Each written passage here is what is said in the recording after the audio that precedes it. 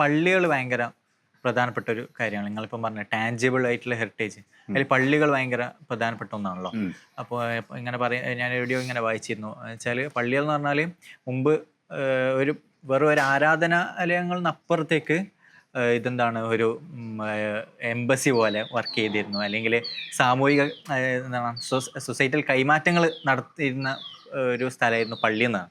അപ്പോൾ ഇത് എങ്ങനെയാണ് ഈ ഹെറിറ്റേജ് നിങ്ങൾ എങ്ങനെ ഇത് കൂടുതലായിട്ട് എക്സ്പ്ലോർ ചെയ്ത്? ഈ പള്ളികൾ ഒരേ സമയം രണ്ട് എലമെന്റും കാണാൻ പറ്റും. നിങ്ങൾ പറഞ്ഞ ശരിയാണ്. നിങ്ങളിപ്പോൾ പറഞ്ഞതിൽ തന്നെ രണ്ട് എലമെന്റും ഉണ്ട്. ഹെറിറ്റേജ് ടാഞ്ചിബിളും ഉണ്ട്, ഇൻടാഞ്ചിബിളും ഉണ്ട്. ഒരേ സമയം ആ സ്ട്രക്ചർ, അതിൻ്റെ ആർക്കിടെക്ചർ, അതിൻ്റെ നിർമ്മാണ രീതി, അതിനുപയോഗിച്ച മെറ്റീരിയലുകൾ, അതിനുപയോഗിച്ച ഐഡിയ, അതിൻ്റെ നിറങ്ങൾ, ഇതൊക്കെ ടാഞ്ചിബിൾ എലമെൻറ്റുമായിട്ട് ബന്ധപ്പെട്ട സംഗതിയാണ്. എന്നാൽ നിങ്ങൾ പറഞ്ഞ പോലെ അവിടെ നടന്ന പ്രാക്ടീസുകൾ, അവിടെ എന്തിനൊക്കെ അത് ഉപയോഗിച്ചു, വെറും ആരാധിക്കാനോ അല്ലെങ്കിൽ നിസ്കരിക്കാനോ അല്ലെങ്കിൽ ആ അർത്ഥത്തിലുള്ള ആരാധനകൾക്ക് അപ്പുറം സാമൂഹികമായ ഒരുപാട് സഹവർത്തിത്വങ്ങൾ അവിടെ നടക്കുന്നുണ്ട്. അവിടെ കല്യാണങ്ങൾ നടക്കുന്നുണ്ട്, മരണാനന്തരമായ ചടങ്ങുകൾ നടക്കുന്നുണ്ട്. അപ്പോൾ എല്ലാ പള്ളിയിലും നടക്കുന്ന സംഗതിയാണ്. അതിന് പുറമെ നിങ്ങൾ ഇന്ന് കാണാത്ത, ഇന്ന് നമ്മുടെ പല പള്ളികളിലും കാണാത്ത എക്കണോമിക്കലായിട്ടുള്ള ഒരുപാട് കാര്യങ്ങൾ, ട്രാൻസാക്ഷൻസ്, മീറ്റിങ്സ്, അതുപോലെ നിങ്ങൾ എംബസി എന്നുള്ള വാക്ക് ഉപയോഗിച്ചു. അതെന്ന് വെച്ചാൽ അതങ്ങനെ ഉപയോഗിക്കാൻ കാരണം ഈ തുറമുഖങ്ങൾ കേന്ദ്രീകരിച്ച്, കേരളത്തിൻ്റെ കോസ്റ്റൽ തുറമുഖങ്ങൾ, പഴയ തുറമുഖങ്ങൾ കേന്ദ്രീകരിച്ചുള്ള പള്ളികളിലൊക്കെ ഈ പണ്ട് കമ്മ്യൂണിക്കേഷൻസിനൊന്നും സൗകര്യങ്ങളൊന്നുമില്ല.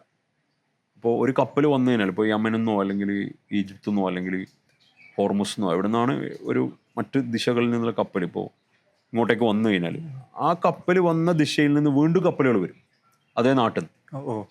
അപ്പോൾ അവർക്ക് ഇവിടെ എത്തിയിട്ടുണ്ട്, നമ്മൾ ആദ്യത്തെ ടീം ഇവിടെ എത്തിയിട്ടുണ്ടെന്നും, ഇവിടെ എത്തിയതിനു ശേഷം അവർ ഈ തീരപ്രദേശം വിട്ട് ചിലപ്പോൾ മലയോര മേഖലയിലേക്കോ മറ്റ് സ്ഥലങ്ങളിലേക്കോ കുരുമുളകോ അല്ലെങ്കിൽ മറ്റുള്ള കാര്യങ്ങളോ കളക്ട് ചെയ്യാനൊക്കെ പോയിട്ടുണ്ടെന്നും, ഈ സംഗതികളൊക്കെ കോർഡിനേറ്റ് ചെയ്യാൻ വേണ്ടിയിട്ട് അന്ന് പള്ളികളാണ് അവർ ഉപയോഗിച്ചിരുന്നത്, കമ്മ്യൂണിക്കേറ്റ് ചെയ്യാൻ. അപ്പോൾ അടുത്ത ടീം വന്നാൽ ഈ പള്ളിയിലാണ്, ഒരു പെർട്ടിക്കുലർ പള്ളിയിലാണ് അവർ പോകുക. ആ തുറമുഖത്ത്, ഓരോ തുറമുഖത്തും ഇങ്ങനെ ഓരോ രാജ്യങ്ങൾക്കും അവരുടേതായ ഒരു കമ്മ്യൂണിക്കേറ്റീവ് എലമെൻറ്റ്, അവരെ കോർഡിനേറ്റ് ചെയ്തിരുന്ന എലമെൻറ്റ് പള്ളികളായിരുന്നു. ഇത് എല്ലാ തുറമുഖങ്ങളിലും സംഭവിച്ചിട്ടുണ്ട്. ഇത് ഒരു സ്ഥലത്ത് മാത്രം സംഭവിച്ചല്ല. ഇത് എവിടെയൊക്കെ നമ്മളന്ന് കപ്പലെടുത്തിരുന്നോ, കേരളത്തിൻ്റെ തീരപ്രദേശങ്ങൾ അല്ലെങ്കിൽ ഇന്ത്യയുടെ തീരപ്രദേശങ്ങൾ, അവിടെയൊക്കെ നമുക്ക് ഈ മുസ്ലിം പള്ളികളുടെ ഒരു ഡ്യൂട്ടി ആയിട്ട്, ഒരു റെസ്പോൺസിബിലിറ്റി ആയിട്ട് ഈ ഒരു സാധനം നമുക്ക് കാണാൻ പറ്റും. വളരെ സ്ട്രോങ് ആയിട്ട് നമുക്ക് കാണാൻ പറ്റും. രണ്ടാമത്തെ ഒരു എലമെൻറ്റ്, ഇപ്പോൾ പ്രത്യേകമായ ചില പള്ളികൾ എടുക്കുകയാണെങ്കിൽ, ഇപ്പോൾ ഉദാഹരണമായിട്ട് എടുക്കുകയാണ്, കണ്ണൂർ സിറ്റിയിലെ മാപ്പിള ബേയിലുള്ള പള്ളിയാണ് ആയിക്കര മൊയ്തീൻ പള്ളി. വളരെ കാണാൻ തന്നെ വളരെ മനോഹരമായ, നമ്മളെ കണ്ണിന് ഭയങ്കര കുളിർമയുള്ളൊരു പള്ളിയാണ്. അപ്പോൾ ഈ നിങ്ങളെ ചോദിക്കുന്ന ചോദ്യത്തിൻ്റെ തുടക്കത്തിൽ നിങ്ങൾ പറഞ്ഞിരുന്നു പഴയകാലത്ത് ആളുകൾ പള്ളി എടുക്കുന്നത്. ഈ പഴയകാലത്ത് ആളുകൾ പള്ളി എടുക്കുന്നതിന് വേണ്ടി അവരുടെ പ്രിപ്പറേഷൻ ഉണ്ട്. അതായത് ബൈത്തുള്ള എന്നുള്ളതാണ്, അള്ളാൻ്റെ വീട് എന്നുള്ളതാണ് കോൺസെപ്റ്റ് അല്ലേ, പള്ളി എന്നല്ല, ബൈത്തുള്ള. അപ്പോൾ ഈ അള്ളാൻ്റെ വീടായതുകൊണ്ട് തന്നെ ഭയങ്കര സ്നേഹവും ഭയങ്കര പ്രിപ്പറേഷനും പരിഗണനയും, അതിനെ ആ ഒരു പള്ളി എടുക്കുന്നതിന് മുമ്പ് തന്നെ അത് തുടങ്ങും. പള്ളി എടുക്കാനുള്ള സ്ഥലം കണ്ടെത്തുന്നതിലും, ആ സ്ഥലത്ത് എങ്ങനെ അതിൻ്റെ ഡിസൈനിങ് വരണം, അതിന് വേണ്ട മരങ്ങൾ എവിടെ നിന്ന് കൊണ്ടുവരും, അതിന് വേണ്ട തൊഴിലാളികൾ, അതിന് ഒരുപാട് മനുഷ്യാധ്വാനം ആവശ്യമാണ്. അപ്പോൾ ഇങ്ങനെയുള്ള ഭയങ്കരമായൊരു ഒരു മാനിഫെസ്റ്റേഷൻ അന്നുണ്ടായിരുന്നു. അത് നമ്മൾ ഈ പള്ളികൾ, അതുകൊണ്ടാണ് നമുക്ക് ഇപ്പോഴും ആ പള്ളി ആസ്വദിക്കാൻ പറ്റുന്നത്. ഇപ്പോഴും നമുക്കൊരു 300, 400, 500 വർഷങ്ങൾക്ക് മുമ്പ് എടുത്ത പള്ളികൾ നമുക്ക് പോയിട്ട് അതിൻ്റെ മുമ്പിൽ നിന്നിട്ട് അതിൻ്റെ ആർക്കിടെക്ചർ ആസ്വദിക്കാനും അത് അനുഭവിക്കാനും ഒക്കെ പറ്റുന്നത് ഇത് എടുക്കാൻ വേണ്ടി അവരുണ്ടാക്കിയ അവരുടെ ഇൻറ്റൻഷനും അവരുടെ ആ ഒരു ആഗ്രഹമാണല്ലോ മാനിഫെസ്റ്റ് ചെയ്യപ്പെടുന്നത്. ആ ആഗ്രഹവും ആ ആഗ്രഹത്തോടൊപ്പം അവരിങ്ങനെ അതിനെ കൊണ്ടുവന്നൊരു രീതിയും എങ്ങനെ അത് ഉണ്ടാക്കി.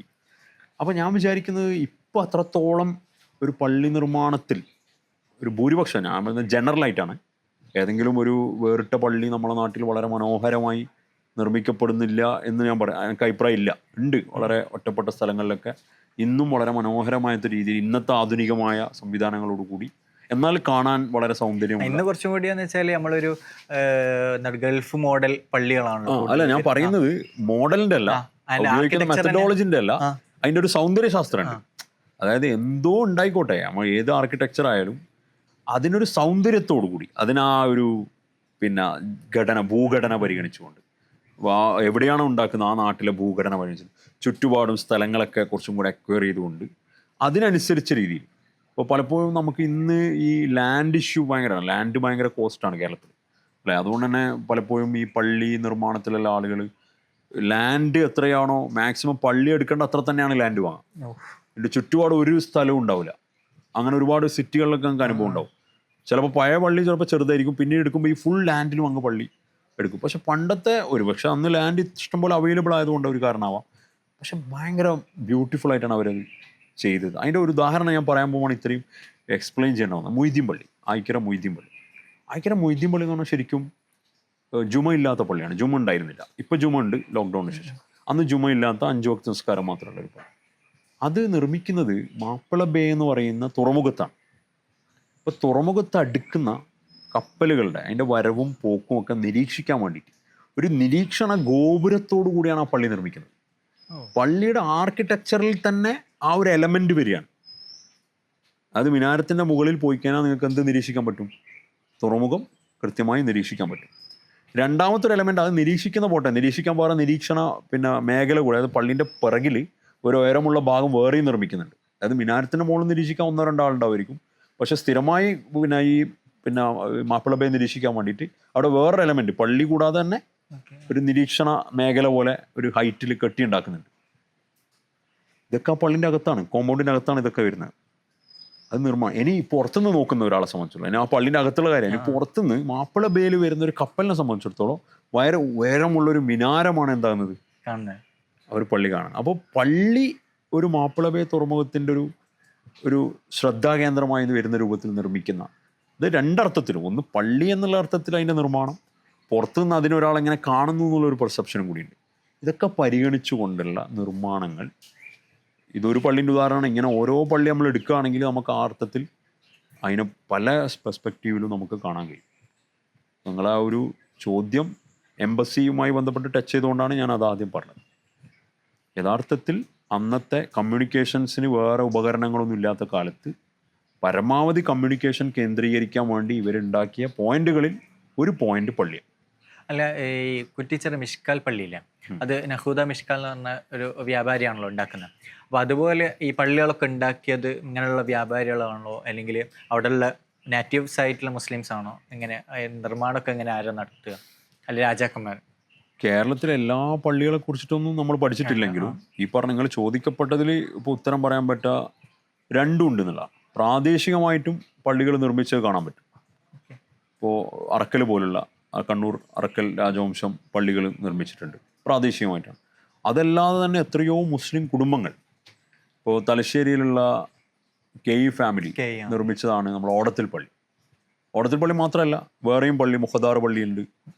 അതുപോലെ തന്നെ വേറെയും ഒരുപാട് കുടുംബങ്ങൾ, ഇപ്പോൾ കണ്ണൂരാണെങ്കിലും വലിയ ഒരുപാട് മറ്റ് കുടുംബങ്ങൾ എന്ത് ചെയ്യുന്നുണ്ട്, ഈ പള്ളികൾ നിർമ്മിക്കുന്നുണ്ട്. ഇപ്പോൾ വളവട്ടണം പോയി കഴിഞ്ഞാൽ അടുത്തടുത്ത് പള്ളികൾ കാണാം. വളവട്ടണം ചില അടുത്തടുത്ത് പള്ളികളാണ്, ചില വ്യത്യസ്ത കുടുംബങ്ങൾ തന്നെ പള്ളി നിർമ്മാണം അവരുടെ ഒരു പ്രിവിലേജിൻ്റെ ഭാഗമായിട്ട്, കുടുംബത്തിൻ്റെ ഒരു ഇതായിട്ട് കണ്ടിരുന്നുണ്ടാവും. അല്ലാണ്ട് ഇത്ര അടുത്ത് പള്ളിൻ്റെ ആവശ്യമില്ലല്ലോ. അപ്പോൾ ഞാൻ പറയുന്നത് പ്രാദേശികമായിട്ട് തറവാടുകൾ, കുടുംബങ്ങൾ ഒക്കെ പള്ളി നിർമ്മിച്ചിട്ടുണ്ട്. ഇനി നക്കൂത്ത മിഷ്കാലിനെ പോലെ മറ്റു പ്രദേശങ്ങളിൽ ഉണ്ടോയെന്ന് വെച്ചാൽ അതുമുണ്ട്. പുറത്തുനിന്ന വ്യാപാരികൾ ഇവിടെ വരികയും അവരുടെ വ്യാപാര കുത്തക അല്ലെങ്കിൽ വ്യാപാര സ്വാധീനം വർദ്ധിപ്പിക്കുന്നതിന് വേണ്ടി അവരുടെ ഒരുപാട് ഇൻവെസ്റ്റ്മെൻറ്റുകൾ ചെയ്യുന്നതിൽ ഒരു ഇൻവെസ്റ്റ്മെൻറ്റ് യഥാർത്ഥത്തിൽ ഇൻഫ്ലുവൻസ് ചെയ്യാൻ പറ്റുന്ന ഒരു സംഗതിയാണ് ഈ പള്ളി നിർമ്മിക്കുക എന്ന് പറയുന്നത്. പള്ളി നിർമ്മിക്കുക എന്ന് പറഞ്ഞാൽ തന്നെ വലിയൊരു അള്ളാഹിന്റെ മാർഗത്തിൽ രണ്ടുമാണ് ഒരേ സമയം. അത് അദ്ദേഹത്തിന്റെ ഈ മതപരമായ ഒരു ദീനീപരമായ ഒരു സംഗതിയായിട്ടും അതിലുപരി ഇവിടെയുള്ള ലോക്കൽ ആയിട്ടുള്ള മുസ്ലിംസുമായിട്ട് ബന്ധപ്പെട്ട ഒരു ഇൻഫ്ലുവൻഷ്യൽ ക്രിയേറ്റ് ചെയ്യാന്നുള്ളതും കൂടിയാണ്. രണ്ടും ഒരേ സമയം അവരുടെ ഈ പറഞ്ഞ നമ്മൾ നേരത്തെ പറഞ്ഞ പോലെ പള്ളി ഒരേ സമയം നിസ്കരിക്കാൻ മാത്രമല്ല, നിസ്കാരം എന്ന് പറയുന്നത് ഒരു 5 നേരം നടക്കുന്നു. അതിനു പുറമെ ഇത്തരത്തിലുള്ള വ്യാപാര ആവശ്യങ്ങൾക്ക് വരുന്ന ആളുകളുടെ പല കാര്യങ്ങളും മീറ്റ് ചെയ്യുന്നത് പള്ളിയുമായി കേന്ദ്രീകരിച്ച്. കാരണം ഒരു പബ്ലിക് സ്പേസ് ആണ് പള്ളി. അതാണ് നമ്മൾ ആദ്യം അടിവരായിട്ട് മനസ്സിലാക്കുക. പള്ളി എന്ന് പറയുന്ന ഒരു പബ്ലിക് സ്പേസാണ്, ഒരിക്കലും ഒരു പ്രൈവറ്റ് സ്പേസ് അല്ല. അത് മാത്രമല്ല, അത് പിന്നെ ഡെലിബറേറ്റ്ലി അത് ഉണ്ടായിക്കഴിഞ്ഞാൽ പിന്നെ അത് ആരതല്ല, ഉണ്ടാക്കിയ ആളതല്ല, അത് വഖഫ് ചെയ്യപ്പെട്ട, അത് പിന്നെ ഈ പറഞ്ഞ പോലെ ദൈവത്തിൻ്റെതാണ്, അല്ലെങ്കിൽ പബ്ലിക് ദൈവത്തിൻ്റെ പ്രോപ്പർട്ടിയായി മാറുകയാണ്.